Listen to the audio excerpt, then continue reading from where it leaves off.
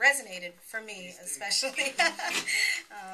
One was, I think this is when JB tells his story, and I read it because, when you talk to the young people that Kim and I work with, they can be saying the same thing. My father and mother brought me up well, but the sheer energy of the favela made me want to live another way. And you can change favela for Codman Square or Dorchester in general or Geneva or Bowdoin Street. The sheer energy made me want to live another way. By the time I was 12, I wanted to be a drug trafficker, a bandito. The traffickers used to give us money. If you wanted to buy a kite or something, you just had to ask them. I thought it was the best thing in the world. And the same thing is true for the young people that we're with. The same thing is true. There was one other one that jumped out at me, and this is, again, it's JB, I think, telling a story. Children aren't born criminals. And I really say that a lot. People aren't bad. Young people aren't bad. Some do bad things.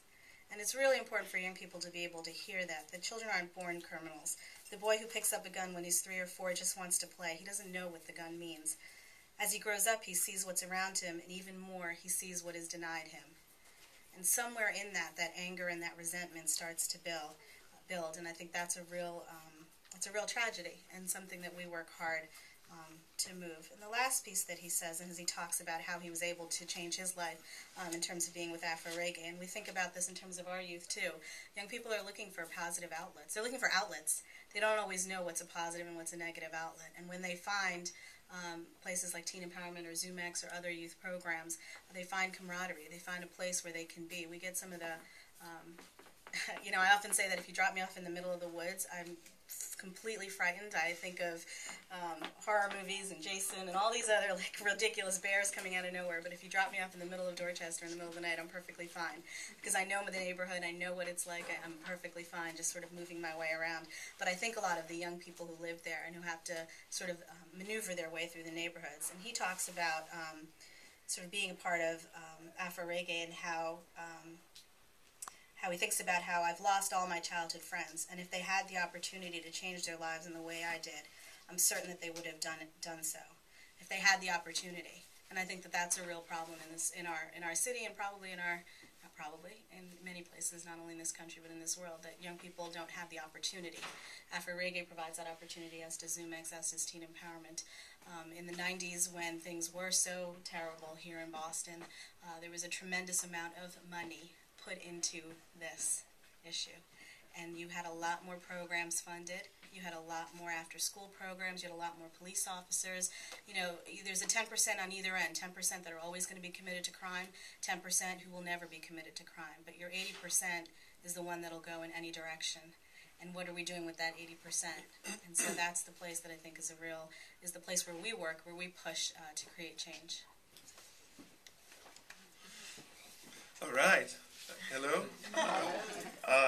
I didn't get the book, buddy. I'd love to read it too. I'm not giving you my copy. Everybody's talking about the book. It's like, oh man, they got the book. You were supposed to have the book. You'll get one. All right, cool. That's nice. So everyone, my name is Marcos Santos. I'm a hand drummer. You guys saw it earlier. From Bahia in Brazil. It's in the northeast of the country, more or less where New York is at in the United States. And I grew up around the music that Afro-Reggae also used as a reference in their work when I was a teenager. It's a movement that's called Blocos Afro, Afro Blocos. And I was not, fortunately and unfortunately, I was not involved with the major ones. I was always stubborn. I had my own drumming group where I always composed, patterns, and I always wanted to do my own thing and play music. And I never realized as a teenager how much that would change my life. Actually, that's the reason why I'm in front of you guys right now. And so now that I'm doing work with the with the city of Somerville, I had an honor to have probably the best boss in the world. How many people can say that? Huh? His name is Rick Saunders. He's the music director of the city of Somerville.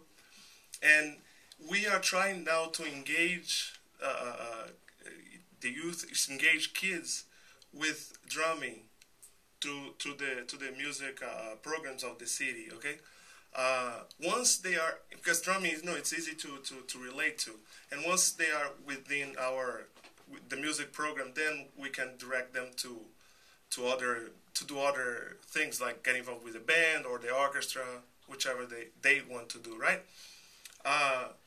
And the great thing also about the fact that Rick saw that we, with the drumming, we can get more engagement from them is the fact that it's accessible, and then also the fact that he knew that we would be doing something around what they want to do. So my work in the city of Somerville is like this. I show them the music styles that inspired me to be a hand drummer, which is samba reggae, yeah, and then I apply them with their reality here in the United States, which is most of the time they want to hear reggaeton and hip hop. So then that's how we catch them, and we started working with them, and from there, as I said, they will go into other directions within the music program. I've had students that were part of gangs, and luckily we could talk to them and make them see that there is more to do. Because I do believe that the problem with youth nowadays is purely boredom. I don't think I was bored as a teenager because I did have music, and I was always stubborn, in a stubborn way, trying to do my own thing and calling friends, hey, let's play drums together. And the weather is great all year long, so we can play outside, and the cops won't bother us.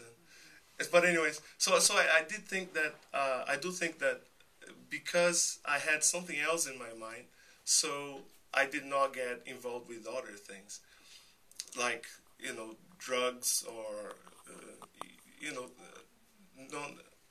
things that wouldn't be good to anybody, it.